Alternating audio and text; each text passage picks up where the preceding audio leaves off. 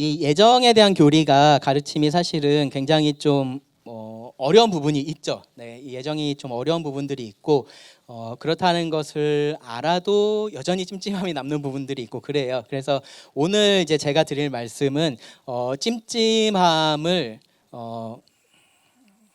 가질 수밖에 없다라는 얘기를 드릴 거고 대신에 그 찜찜함에 대해서 감사하시라는 말씀을 드릴 겁니다. 먼저 성경이 예정에 대해서 이야기를 하고 있느냐 말씀 몇 개만 좀 볼게요. 보시면 여기 사도행전 13장 44에서 46절인데요. 바울이 이제 복음을 전하고 있는 그런 상황이에요. 46절에 보시면 바울과 바나바가 담대히 말하여 이르되 하나님의 말씀을 마땅히 먼저 너희에게 전할 것이로되, 유대인들인 거죠. 전할 것이로되 너희가 그것을 버리고 영생을 얻기에 합당하지 않은 자로 자처하기로 우리가 이방인에게로 향하노라 라고 얘기를 해요. 버리고 자처했다라는 말, 그들이 스스로 그렇게 판단하고 그렇게 했다라는 말이죠. 그렇죠? 누가 그렇게 시킨 게 아니에요. 그렇게 했기 때문에 이방인에게 갔다라고 말합니다. 이 말을 바꿔서 얘기하면은 이 유대인들이 영생을 얻기에 합당한 자처럼 반응을 했었으면 그러면 그들은 복음을 듣고 구원을 받았을 수 있다라는 의미가 포함되어 있죠. 맞아요? 네, 잘 따라오고 계시죠? 네, 그렇습니다. 이게 44, 45, 46절의 말씀이에요. 근데 그 다음 말씀을 보시면 47절에서 주께서 이같이 우리에게 명하시되 내가 너를 이방의 빛으로 삼아 너로 땅끝까지 구원하게 하리라 하셨느니라 하니 이방인들이 듣고 기뻐하여 하나님의 말씀을 찬송하며 영생을 주시기로 작정된 자는 다 믿더라 라고 말씀을 해요. 유대인들은 원하지 않아서 하나님의 명령에 따라서 이방인들에게 복음을 전했어요. 그러니까 그 이방인들이 듣고 기뻐했고 찬송했고 믿었습니다. 근데 저 지금 요 부분이 굉장히 우리들에게 신기한 부분이에요. 그렇죠? 말씀을 찬송하며 믿더라라고 했으면 아무 문제가 없어요. 그렇죠? 근데 뭐라고 얘기를 합니까? 영생을 주시기로 작정된 자라는 표현이 나옵니다. 작정된 자. 하나님께서 영생을 주기로 작정한 자들, 결정한 자들이 있었고 이 다 빠짐없이를 수식하고 있는 게 바로 이거죠. 그렇죠? 영생을 주시기로 작정된 자예요. 그렇죠? 그 말을 들은 모든 사람들이 다 믿은 게 아니고 그 말을 들은 사람들 중에서 영생을 주시기로 작정된 사람들이 다 믿은 거예요. 하나도 빠짐없이 다 믿었다라고 그렇게 지금 이야기를 하고 있는 겁니다. 누가 믿고 누가 믿지 않았냐라고 물어볼 때 이 말씀을 가지고서 우리가 뭐라고 얘기할 수 있어요? 영생을 주시기로 작정된 자는 믿었고 그렇지 않은 자는 믿지 않았다라고 말할 수밖에 없는 거죠. 이해되세요? 네, 이 말씀에서는 우리가 알 수 있는 게 그겁니다. 자, 다음, 수고하고 무거운 짐진 자들아 다 내게로 오라. 예수님께서 초청하시는 거예요. 그렇죠? 이거 전도지 같은 데서도 굉장히 많이 볼 수 있는 그런 말씀이에요. 마태복음 11장 28절부터 말씀인데, 근데 이 말씀 바로 위에 말씀을 보면 25절에서 27절을 보시면 그때 예수께서 대답하여 이르시되 천지의 주제이신 아버지여 이것을 지혜롭고 슬기 있는 자들에게는 숨기시고 어린아이들에게는 나타내심을 감사하나이다. 옳소이다. 이렇게 된 것이 아버지의 뜻이니이다 라고 말씀을 합니다. 누가 이 모든 것들을 하고 있다라고 말씀하세요? 하나님께서 그런 것들을 다 하신다라고 말씀해요. 하나님께서 뜻하신 대로 하신다. 내 아버지께서 모든 것을 내게 주셨으니 아버지 외에는 아들을 아는 자가 없고 아들과 또 아들의 소원대로 계시를 받은 자 외에는 아버지를 아는 자가 없느니라. 소원대로 계시를 받은 자라는 표현이 나오죠. 그렇지 않은 사람은 하나님을 알지 못한다라고 지금 말씀을 하고 계시는 거예요. 바로 뒤에서는 수고하고 무거운 짐진 자들아 다 내게로 오라라고 그렇게 하셨는데 바로 앞에서는 하나님께서 부르시는 자들, 하나님의 이 아들의 소원대로 계시를 받은 자들만 아버지를 알 수 있다라고 지금 말씀을 하고 계시는 겁니다. 그 두 가지가 이 말씀에서 같이 나타납니다. 이 말씀도 보세요. 예수께서 이르시되 나는 생명의 떡이니 내게 오는 자는 결코 줄이지 아니할 것이요 나를 믿는 자는 영원히 목마르지 아니하리라. 예수님께 오고 예수님을 믿을 것에 대해서 얘기를 하죠. 그러나 내가 너희에게 이르기를 너희는 나를 보고도 믿지 아니하는도다 하였느니라. 37절 아버지께서 내게 주신 자는 다 내게로 올 것이요 내게 오는 자는 내가 결코 내쫓지 아니하리라. 하나님께서 주시는 자가 온다라고 하나님의 주권에 대해서 얘기를 하고 있고요. 그러면서 인간 측면에서는 내게 오는 자, 나를 믿는 자라는 표현을 예수님께서 사용을 하세요. 자, 여기도 그렇습니다. 내가 하늘로부터 내려온 것은 내 뜻을 행하려 함이 아니요 나를 보내신 이의 뜻을 행하려 함이니라. 나를 보내신 이의 뜻은 내게 주신 자 중에 내가 하나도 잃어버리지 아니하고 마지막 날에 다시 살리는 이것이라. 하나님께서 주신 자가 있다라고 말씀을 하시죠. 주신 자. 네, 예정입니다. 내 아버지의 뜻은 아들을 보고 믿는 자마다 영생을 얻는 이것이니 마지막 날에 내가 이를 다시 살리리라. 여기는 또 믿는 자, 사람의 측면에서 믿는 자에 대해서 말을 합니다. 네, 그만해도 되겠죠? 네. 성경이 분명하게 하나님의 주권적인 선택에 대해서 말을 하고 있고 또 분명하게 우리의 책임에 대해서도 똑같이 이야기를 하고 있다라는 거예요. 이 두 가지가 양립할 수 있느냐, 이 두 가지가 동시에 옳은 것이 될 수 있느냐, 우리는 그 부분에 대해서 계속해서 고민을 하고 있는데 성경은 그것에 대해서 설명을 안 해줘요. 설명을 안 하고 그냥 그렇다라고 우리들에게 말씀을 하고 있습니다. 이 두 가지가 하나님께서 우리들에게 보여주신 진리의 말씀인 거고요. 이 두 가지를 우리가 동일한 진리로서 받아들여야 됩니다. 우리가 동전의 양면이라는 표현을 써요. 그렇죠? 동전의 양면. 그나마 요즘에 볼만한 동전이 500원이어서 500원짜리 가져온 건데 이 동전이 온전한 동전이냐라고 물어보면 어떠세요? 이거 온전한 동전이에요? 얘는요? 얘가 온전한 동전인지 어떻게 알아요? 온전해 보여요? 뒤집었는데 뒷면이 60원이라고 써 있어.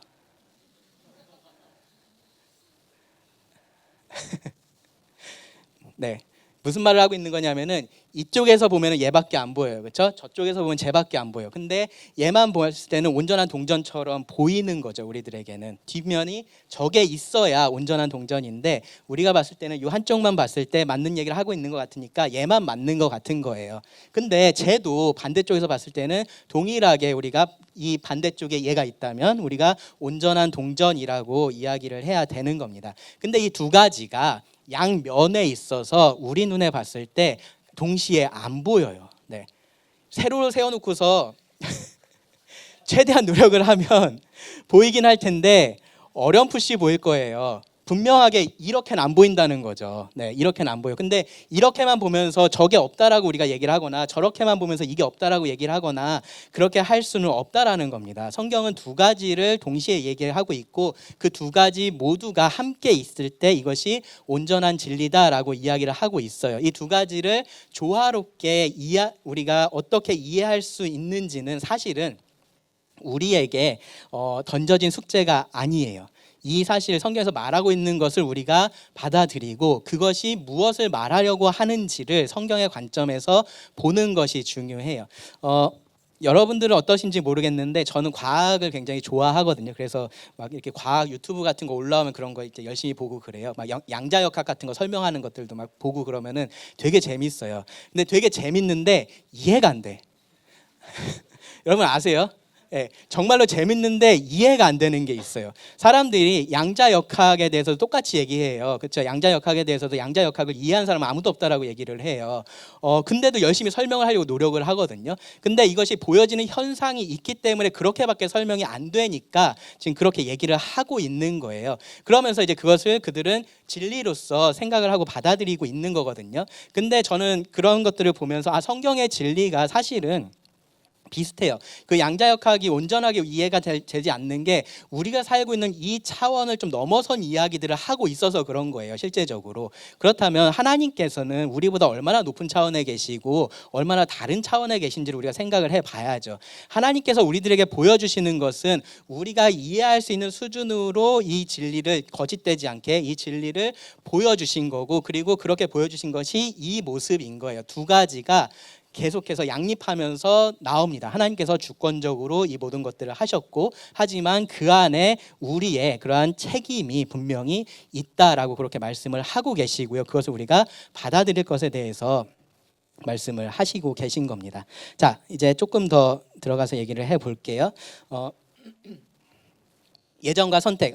예정이라는 것은 미리 정한다라는 말이고요. 선택은 고른다라는 거고요. 그리고 여기 핵심은 그렇게 하는 주체의 주권이에요. 주권. 그러니까 하나님께서 예정하시고 하나님께서 선택을 하십니다. 주권에 대해서 이야기를 하는 거예요. 우리도 예정을 하고 우리도 선택을 해요. 맞아요? 아침에 7시에 일어나려고 예정을 하죠. 네, 그래서 선택을 합니다. 7시에 일어나야지 하고서 알람을 맞춰놔요. 그렇죠? 그리고 아침에 7시에 7시에 일어나서 조금 있다가 9분 뒤에 울리게 그렇게 다시 해놓고 그렇게 우리는 그렇게 합니다. 나의 예정과 선택이 그대로 이루어지지 않아요. 그럼 하나님의 예정과 선택도 그런 거냐? 하나님께서 어느 정도 예정해놓고 선택하셨는데 그렇게 되기도 하고 그렇게 되지 않기도 한다라고 성경이 말을 하고 있는 거냐? 그렇지 않습니다. 성경이 말하고 있는 하나님의 예정과 선택은 하나님께서 주권적으로 그 모든 것들을 정하셨고 그렇게 될 것에 대해서 이야기를 하고 있는 게 하나님의 예정과 선택이에요.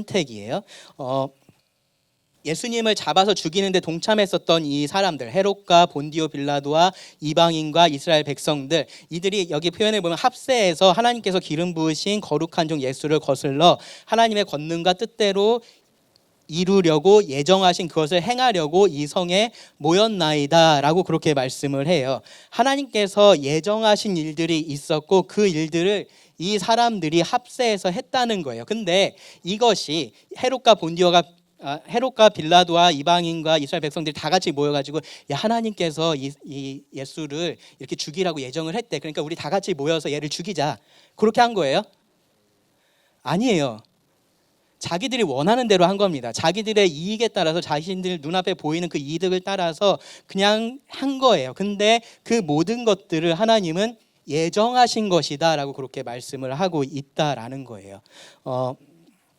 이 말씀 보세요. 이거는 우리 구원의 여정이라고 말을 하는 말씀인데 우리가 알거니와 하나님을 사랑하는 자 그 뜻대로 부르심을 입은 자들에게는 모든 것이 합력하여 선을 이루느니라. 하나님을 사랑하는 자하고 부르심을 입은 자들하고는 같은 사람일까요? 다른 사람일까요?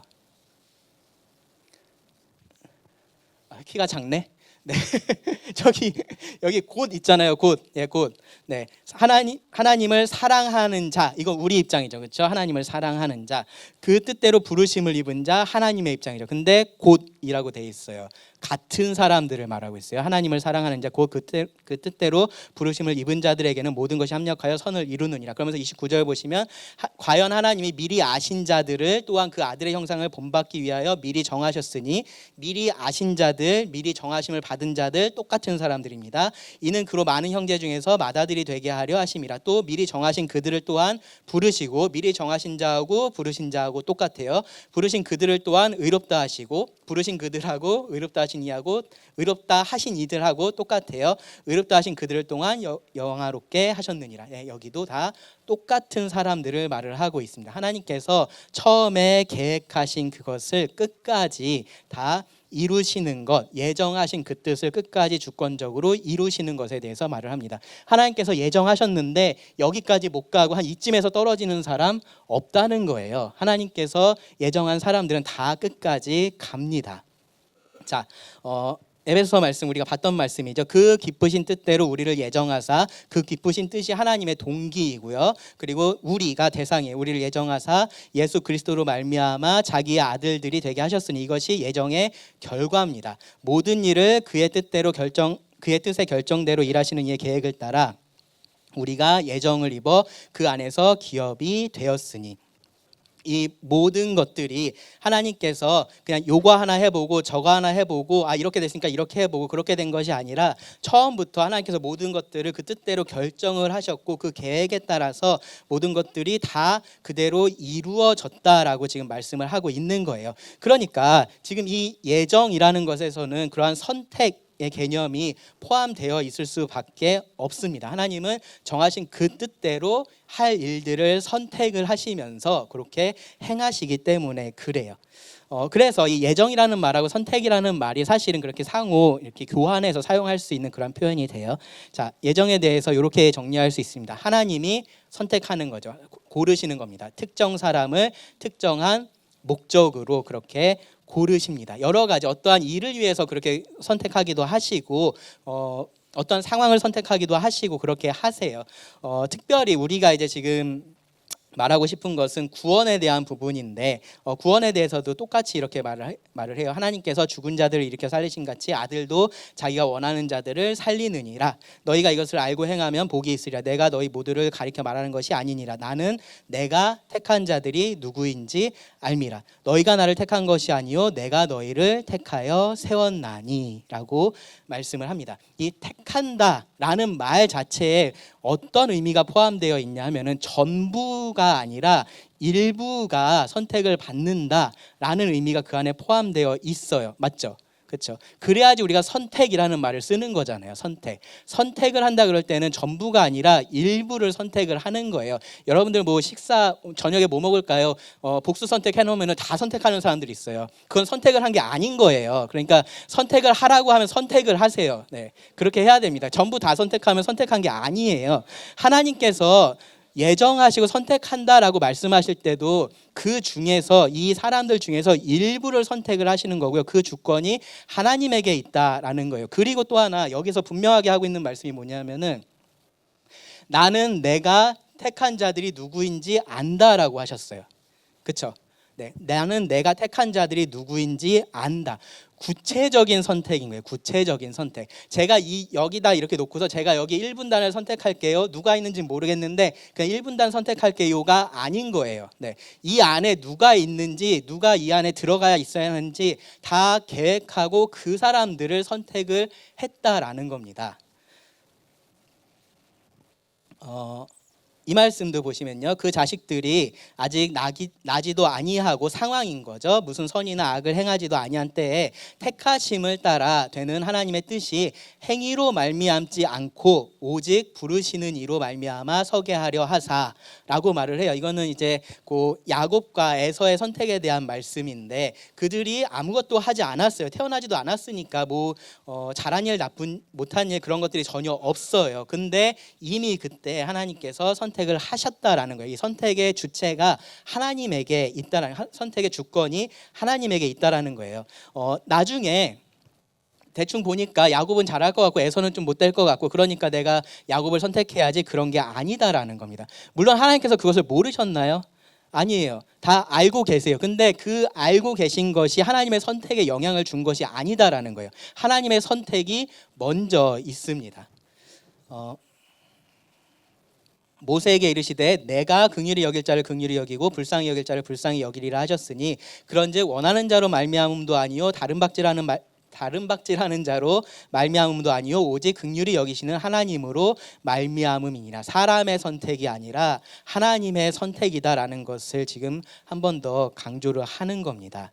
에베소서 말씀 다시 와서 보시면요, 곧 창세 전에 그리스도 안에서 우리를 택하사, 창세 전에 우리 중 누구도 태어나기 전에 하나님께서 선택을 하셨습니다. 믿는 자의 예정인 겁니다.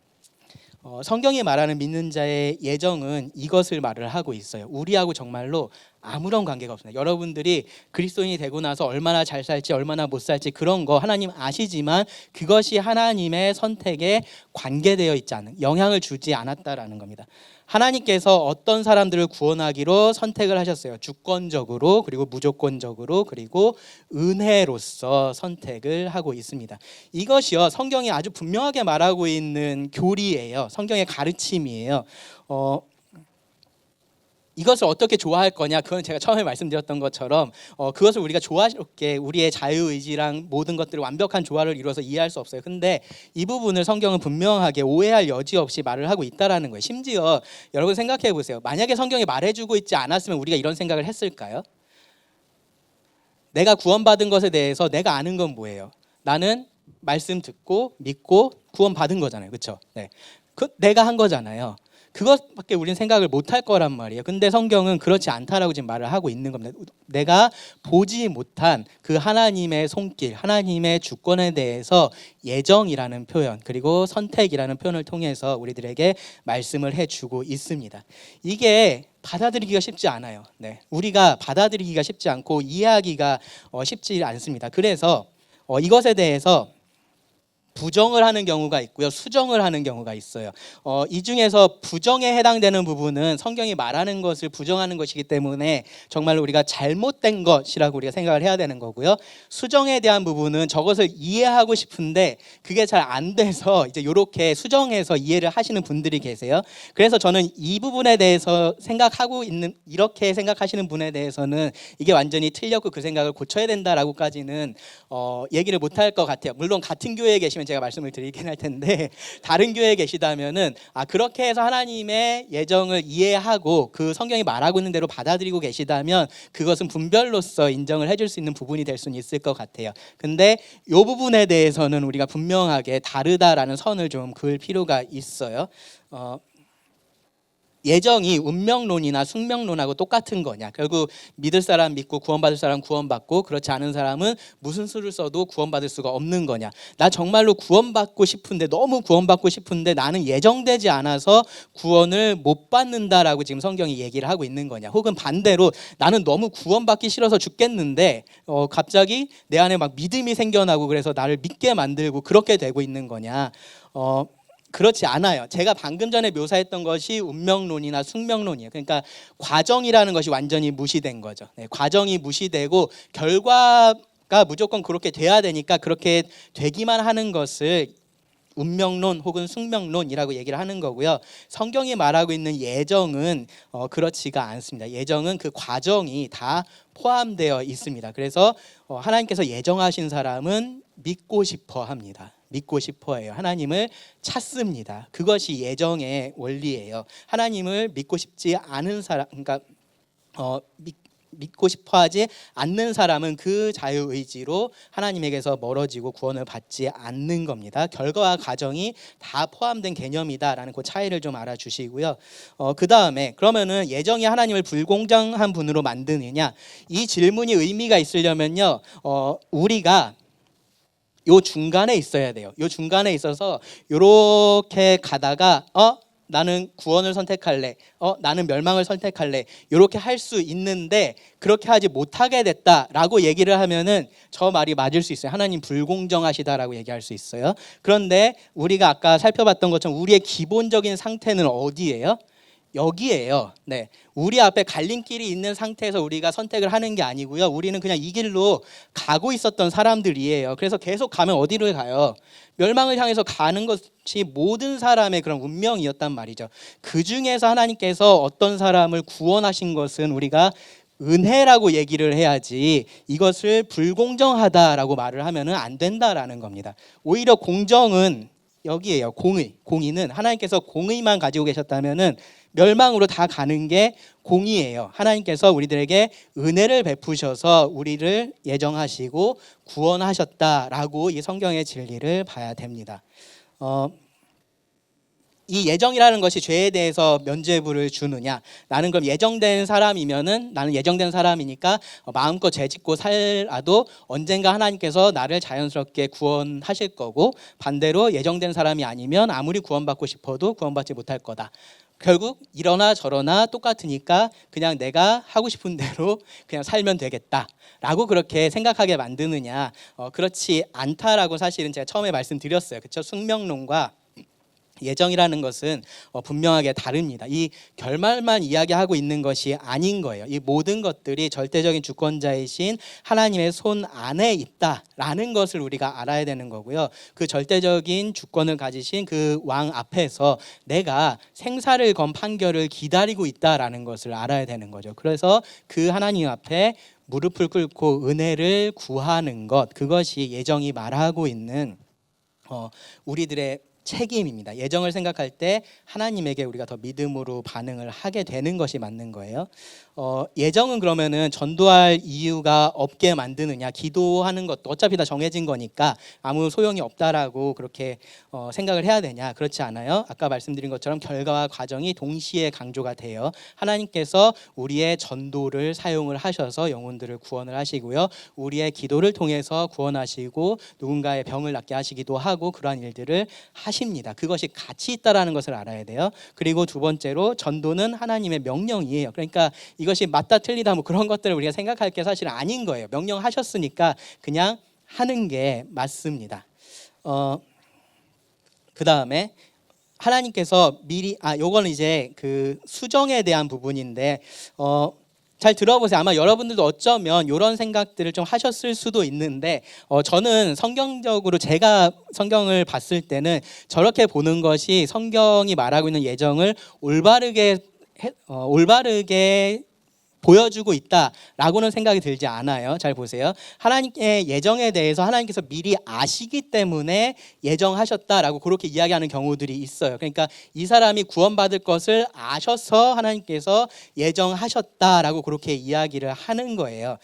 근데 그렇게 말하면 그러면은 2번을 생각해 보시면 그것을 우리가 주권적인 선택이라고 할 수 있냐라는 거죠. 지금까지 이 예정이 강조한 것은 하나님의 주권적인 절대적인 선택인데 그것이 그냥 이 사람이 구원받을지 알았으니까 내가 너 선택했다고 할게라고 말을 하는 것이 과연 주권적인 선택이라고 말을 할 수 있느냐라는 거예요. 사실 그건 그냥 선택이 아닌 거잖아요. 그죠? 선택이 아닌 거고 믿을 것을 그냥 안 겁니다. 그냥 안 거라고밖에 얘기를 할 수 없어요. 그리고 세 번째처럼 무조건적인 선택도 되지 않아요. 이 사람이 믿을 걸 알았으니까 그 조건의 기초에서 선택을 한 거다라고밖에 말을 할 수가 없습니다. 근데 이제 그렇게 이야기하고 싶은 이유가 있어요. 뭐냐면은 자유의지, 우리의 자유로운 선택을 좀 침해하고 싶지 않은 거죠. 그러니까 이 사람이 자유롭게 자기 의지를 선택해서 믿게 된다라고 말을 하고 싶으니까 그것을 이제 요렇게 이제 얘기를 하고 있는 건데, 근데 결국은 그렇다고 해도 우리가 자유롭게 선택한다라고 말을 할 수 없어요. 왜 그러냐면은 이 사람이 믿고 구원받을 것을 하나님께서 미리 알고 계셨고 그렇게 해서 그것을 정하셨어요. 그러면 그것이 변동될 여지가 없어진 거잖아요. 네, 그 순간에 이미 변동될 여지가 사라진 겁니다. 그러니까 하나님께서 예지하셔서 예정하셨다라고 말을 해도 우리의 지금의 자유의지에 대한 설명은 똑같이 안 되는 거예요. 그래서 저는 이것이 더 나은 설명이라고는 생각하지 않습니다. 두 번째로 하나님이 우리를 선택하셨는데 그리스도 안에서 선택했다라고 얘기를 해요. 그러니까 그리스도 안이란 표현이 나오니까 하나님께서 그리스도를 선택을 하신 거고 그 안에 들어오는 사람들도 그래서 선택한 게 되는 거다라고 보는 관점이에요. 하나님께서 노아 방주를 예비를 해 두시고 그 안에 들어오는 사람들을 구원하신 것처럼 하나님께서 그리스도라는 그런 구원의 방주를 선택을 하셨고 그 안에 들어오는 사람들을 구원을 하신 거다라고 그렇게 보는 관점인데, 그런데 에베소서 말씀도 그렇고요. 아까 전에 제가 읽어드렸던 그 말씀도 생각을 해보시면 하나님은 그리스도를 선택했다라고 그렇게 표현하기보다는 그리스도 안에서 우리를 선택했다라고 그렇게 말씀을 하세요. 그렇죠? 그리스도 안에 있는 우리를 선택하신 것으로 성경은 말을 하고 있습니다. 그리고 만약에 정말로 하나님께서 그리스도를 선택하셔서 그 안으로 들어오는 사람을 선택하신 것으로 이야기를 하고 있는 것이면 사실은 아무도 선택하지 않았다라고 말을 하는 게 맞는 거죠. 실제적으로는요. 그렇죠? 그러니까 구원의 방주를 만들어 놨고 여기에 너희가 알아서 들어와라고 그렇게 하고 있는 상황이었으면은 누가 올지 모르는 상황인 거예요. 누가 구원을 받을지 어떻게 될지 하나님께서 선택을 하셨다라고 말을 할 수 없는 상황이 되는 겁니다.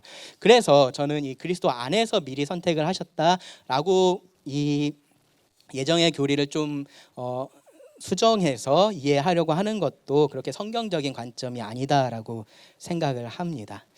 그리고 또 하나 이것도 있어요. 그러니까 그거 다 맞는 거 이해는 하는데 그거는 믿는 사람만을 위한 교리니까 안 믿는 사람한테는 얘기하지 말고 조용히 해야 된다. 그거 알면은 사람들이 안 믿으려 그런다. 이제 그렇게 이제 이야기하는 경우가 있어요. 그래서 이것을 이제 그렇게 얘기를 하죠. 구원의 문에 들어갈 때 밖에서 봤을 때는 나한테 믿음이라고 얘기를 했는데 들어가서 뒤를 보니까 이곳에는 예정이라고 쓰여 있더라. 이제 그런 식으로 표현을 해요. 그러니까 밖에서는 안 보이는 교리라는 거죠. 이 예정이라는 교리가 구원받기 전에는 그들에게는 이제 합당한 것이 아니니까 그런 것들을 굳이 가르칠 필요가 없다라고 그렇게 이야기를 해요. 이 예정이라는 것이 믿는 자에게 조금 더 직접적인 적용점이 있는 것은 사실이라고 생각을 해요. 성경에서도 믿는 자들에게 이제 더 예정에 대해서 강조를 하고 있어요. 근데 아까 읽었던 그 말씀들에서도 보시면 예수님은 믿지 않는 사람들에 대해서 분명하게 말씀하셨어요. 믿지 않는 사람들에게 대해서도 예정의 교리에 대해서 대해서 분명하게 말씀을 하셨습니다. 요한복음 10장에 보시면 예수님께서 이 유대인들이 예수님의 말씀을 듣지 않는 것에 대해서 말씀을 하시면서 무슨 말씀을 하셨냐면은 너희가 내 양이 아니어서 내 말을 듣지 않는다라고 말씀을 하세요. 그러니까 너희가 내 말을 듣지 않으니까 너희는 내 양이 아니야라고 말씀하신 게 아니라 애초에 너희들은 내 양이 아니어서 너희가 내 말을 듣지 않는다라고 말씀을 하세요. 예정에 대해서 말씀을 하시는 거예요. 그러니까 예수님은 분명하게 그런 것들을 믿지 않는 사람에 대해서도 적용해서 말씀을 하신다라는 겁니다. 근데 그 이유가 분명히 있어요. 왜 그러냐 하면은 결국은 이 예정이라는 것을 이야기하고 있는 이유가 뭐냐 하면은 이 모든 구원의 여정 가운데 절대적으로 하나님께서 이 모든 일들을 하셨고, 그래서 그 일에 대한 모든 영광이 하나님에게 돌아가야 한다라는 것을 분명하게 말을 하고자 그렇게 하는 거예요. 그 안에 나의 어떠함이 들어가거나 나의 어떤 행위가 들어간다면 사실은 그 하나님의 영광에 조금씩 흠집을 내는 겁니다. 그래서 우리는 이 예정에 대해서 성경이 말하고 있는 것처럼 그대로 받아들이고, 우리가 이해할 수 없는 부분들에 대해서는 이해할 수 없는 것으로 남겨두고 성경에서 말하는 것에 대해서 우리가 감사하면서 하나님을 높일 필요가 있습니다. 결국 이 얘기를 하는 거예요. 만약에 이 모든 것에 있어서 하나님의 선택이면은 그것은 은혜로서 된 것이다라고 말을 할 수밖에 없고, 그렇기 때문에 하나님께 모든 영광이 돌아간다라고 우리가 말을 할 수 있는데, 만약에 그 가운데 사람이 어떤 식으로도 하나님의 우리의 선택에 관여하게 된다면 그것이 무엇이라고 부르든 그것은 우리가 행위라고 말을 할 수밖에 없다라는 거예요. 그것을 누군가는 믿음이라고 얘기를 할 수도 있어요. 내가 믿어서 구원받았는데, 그런데 그 말 자체가 사실은 나는 그럼 믿었는데 쟤는 왜 못 믿어가 되잖아요. 그렇죠? 그러면은 그건 나의 행위인 거예요. 그 행위로서 내가 뭔가 믿음에 관여한 것처럼, 이 구원에 관여한 것처럼 그렇게 하게 만듭니다. 그래서 예정은 하나님께서 하시는 이 구원의 주권적인 행위로서 우리가 그대로 남겨두고 그렇게 받아들여야 됩니다. 사랑은 선택해요. 사랑은 선택을 합니다. 모든 사람을 똑같이 사랑하면 사실은 그것은 사랑이 아니고요. 사랑은 언제나 선택을 합니다. 예전에 제가 교회에서 2분 남았습니다. 2분. 네. 교회에서 나눴던 말씀 중에서 요거만 하고 마칠게요. 롯벨이라는 목사님이 쓴 책이 이제 사랑이 이긴다라는 책이 있는데, 이 책에서 말하고 있는 부분이 있어요. 한번 제가 읽어드릴게요. 좀 긴데 들어보세요. 하나님의 사랑을 생각해 보면 오늘날 예수의 이야기라고 전해지는 이야기들이 의심스러워진다. 하나님의 사랑에 대해서 지금 생각하고 있는 거예요. 선택받은 소수의 그리스도인은 천국이라고 불리는 평화롭고 즐거운 장소에서 영원히 살 것이고, 나머지 사람들은 전부 아무런 가망도 없이 지옥에서 고통과 형벌 속에 영원히 살 것이다. 지금 선택이라는 표현을 썼죠. 그렇죠? 하나님의 예정, 선택에 대해서 이야기를 하면서 그것이 하나님의 사랑과 지금 부딪히고 있다라고 그렇게 이야기를 하는 겁니다. 참으로 많은 사람들이 이렇게 배웠다. 이것이 바로 기독교 신앙의 핵심이며, 그 신앙을 거절하는 것은 곧 예수를 거절하는 것이라고 많은 사람들이 들었다. 그러나 이것은 잘못된 아주 해로운 메시지며 점염되듯 확산될 수 있는 예수의 사랑과 평화, 용서와 기쁨에 대한 메시지를 가로막는다. 이 세상에 꼭 필요한 그 메시지를 말이다. 지금까지 살았던 수십억의 사람들 중에 선택된 몇 명만이 더 나은 곳으로 가고, 나머지 사람들은 전부 영원히 고통과 형벌 속에서 괴로워해야 한단 말인가? 그렇게 돼도 하나님은 괜찮단 말인가? 하나님은 영원히 고통당할 당할 수많은 사람들을 수십만 년에 걸쳐서 창조하셨단 말인가? 그렇게 하시고도, 아니 그것을 허용하시고도 여전히 자신은 사랑의 하나님이라고 주장하실 수 있단 말인가? 어떠세요? 논리가 이해는 되시나요? 네, 논리가 이해가 되시죠, 그렇죠? 저는 그러니까 이렇게 해서 이제 롯벨 목사가 주장하고 싶은 건 뭐냐면, 그래서 결국은 사랑이 이긴다는 거죠. 하나님의 선택이 아니라 사랑이 이겨서 모든 사람들이 지옥의 고통을 맛보지 않게 될 거다라고 그렇게 주장을 하는 거예요. 저는 이 주장이 사실이면 좋겠어요. 네, 그렇지 않아요? 모든 사람들이 다 구원받고 지옥에 가지 않는 이것이 사실이면 좋겠어요. 근데 그것이 성경에서 말하고 있는 이 하나님의 사랑을, 하나님의 선택을 지금 제대로 이해하고 있는 것인지, 그렇지 않다라고밖에 생각할 수가 없습니다. 지금 이 롯벨은요, 자기가 생각하고 있는 그 사랑이라는 개념을 하나님에게 대입을 해놓고 이것이 안 맞는 것 같으니까 이것이 성경에 이런 말씀이 틀린 거야라고 그렇게 지금 말을 하고 있는 것뿐인 거예요. 이사야 말씀에 43장에 이 말씀이 있습니다. 야곱아 너를 창조하신 여호와께서 지금 말씀하시느니라. 이스라엘아 너를 지으신 이가 말씀하시느니라. 너는 두려워하지 말라. 내가 너를 구속하였고 내가 너를 지명하여 불렀나니 너는 내 것이라. 하나님 지금 뭐에 대해서 말씀하고 계세요? 선택.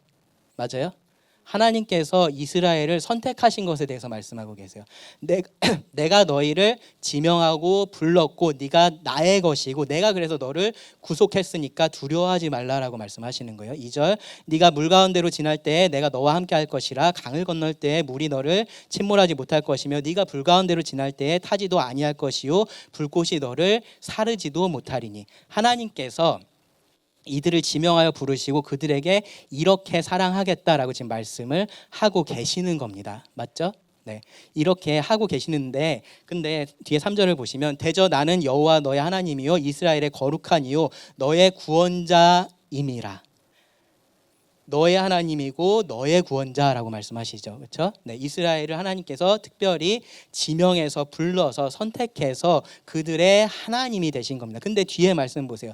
내가 애굽을 너의 속량물로 구스와 스바를 너를 대신하여 주었노라. 네가 내 눈에 보배롭고 존귀하며 내가 너를 사랑하였은즉 내가 너 대신 사람들을 내어주며 백성들이 너의 생명을 대신하리니. 하나님 지금 뭐를 강조하고 계십니까? 다른 민족의 하나님이 아니라 내가 이스라엘 너의 하나님이다 라는 사실을 강조하고 계십니다. 하나님께서 내가 너희를 선택해서 나는 너희의 하나님이 됐고 너희를 구원했으니까 너희가 나의 백성이고 다른 백성들은 내 백성이 아니야 라고 지금 더 이상 강조할 수 없을 만큼 강조하면서 말씀을 하고 계세요. 다르게 말하면 하나님은 이스라엘을 사랑하는 것처럼 다른 민족을 사랑하지 않는다라고 말씀을 하시는 거예요. 이스라엘을 선택을 하시는 겁니다. 그 사랑은 다른 사랑인 겁니다. 다른 사랑. 여기 이 표현들을 보세요. 하나님께서 너희가 내 눈에 보배롭고 존귀해서 내가 너희를 존귀하며 내가 너를 사랑해서 너를 대신해서 다른 백성들로 너의 생명을 대신하겠다라고 얘기를 하고 계세요. 이스라엘 백성 자체가 보배롭고 존귀하다라고 말씀하시는데 이 말을 여러분 잘 이해하셔야 돼요. 그들 자체가 다른 민족하고 비교해서 보배롭고 존귀로우냐? 아니에요. 네, 우리가 신명기에서 배웠죠, 그렇죠? 예, 그렇다는 게 아니에요. 하나님께서 그렇게 보신다라고 지금 말씀하고 계시는 겁니다. 너희가 내 눈에 다른 어떤 민족과 비교해도 더 보배롭고 존귀하다라고 지금 그렇게 말씀을 하시는 거고요. 그렇기 때문에 다른 백성들의 생명을 대신해서라도 내가 너희를 나의 것으로 삼았다라고 그렇게 말씀을 하고 계시는 거예요. 하나님께서 차별적으로 사랑하신다라는 겁니다. 하나님은 선택적으로 사랑을 하신다라는 거예요. 그게 하나님의 사랑이라고 말씀을 하시는 겁니다. 근데 우리가 하나님 그렇게 사랑하시면 안 됩니다. 다른 민족 똑같이 사랑하셔야죠. 다른 사람들 똑같이 사랑하셔야죠. 말할 수 있는 권리가 우리들에게 있나요? 아니에요. 네, 우리들에게 없습니다. 이 마지막 말씀에서는요. 그래서 하나님께서 이렇게 말씀하세요. 두려워하지 말라. 내가 너와 함께하여 너의 자손을 동쪽에서부터 오게 하며 서쪽에서부터 너를 모을 것이요 내가 북쪽에서 이르기를 내놓으라. 남쪽에게 이르기를 가두어두지 말라. 내 아들들을 먼 곳에서 이끌며 내 딸들을 땅끝에서 오게 하며 내 이름으로 불려지는 모든 자 곧 내가 내 영광을 위하여 창조한 자를 오게 하라. 그를 내가 지었고 그를 내가 만들었느니라. 하나님께서 이스라엘 민족들, 이제 지금 이 이사야의 상황은 이들이 이제 하나님을 배반하고 떠나가고 있는 그러한 상황이에요. 그들이 그래서 포로로 잡혀갈 것에 대해서 말씀을 하신 상황이에요. 근데 그럼에도 불구하고 하나님은 그들에게 두려워하지 말라라고 말씀을 하시는 거예요. 왜요? 하나님께서 그들을 선택하셨으니까. 네. 그래서 하나님께서 그들을 사랑하실 거니까라고 말씀을 하고 계시는 겁니다. 그래서 이 에베소서 1장 말씀 하나님의 예정에 대해서 여러분 생각하실 때 이 하나님의 사랑을 같이 생각을 하셔야 됩니다. 하나님은 사랑하셔서 그렇게 선택을 하시고요. 사랑하시려고 그렇게 선택을 하셨다라는 거예요.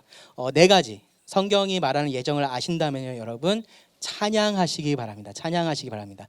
찰스 인돌 목사님이 이렇게 얘기했어요. 성경은 우리에게 선택의 자초지정, 선택과 자유의지가 맞물리는 방식, 하나님이 이 사람 대신 저 사람을 선택하는 이유 따위를 이해하라고 하지 않는다. 하나님의 무한한 생각과 지혜와 광대하심을 이해하려 하거나 그분의 선하심을 의심하려 든다면 우리는 미치고 말 것이다. 대신 우리는 믿음으로 그것을 받아들이며 하나님을 찬양해야 한다. 당신이 마지막으로 그렇게 한 때가 언제인가? 주님, 저를 택해 주셔서 감사합니다. 찬양하시기 바랍니다. 다음으로 겸손하시기 바랍니다. 우리를 하나님께서 택하셨다라는 거죠. 이 말씀들을 잘 읽어보시면 여러분들이 택함 받은 사람이라, 여러분들이 구원받은 자들이라면요, 겸손할 수밖에 없어요. 그렇죠? 내가 여기에 관여한 게 하나도 없습니다. 내가 뭔가를 해낸 게 전혀 없습니다. 근데 하나님께서 일방적으로 사랑하시고 선택하시고 구원하셨다라고 말씀을 하시는 거예요. 그리고 세 번째로는요, 안심하시기 바랍니다. 여러분들이 구원 받으셨다면 하나님께서 여러분들을 끝까지, 무슨 일이 있어도 끝까지 그 구원을 이루실 것이니까요. 그것에 안심하시고요. 마지막으로 이 놀라운 하나님을 여러분 전파하실 수 있기를 바랍니다. 시간이 6분 지났네요. 죄송합니다. 기도하고 마치도록 하겠습니다. 하나님, 참 하나님의 진리가 놀랍고 참 우리의 지식으로 다 이해할 수 없음을 고백을 드립니다.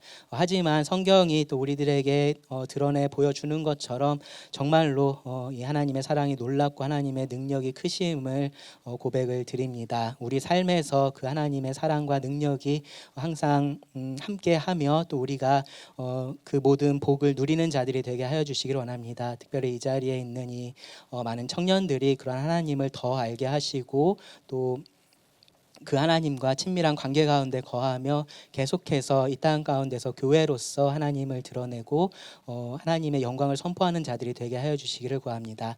이 시간 또 함께 해 주심에 감사를 드리며 예수님 이름으로 기도합니다.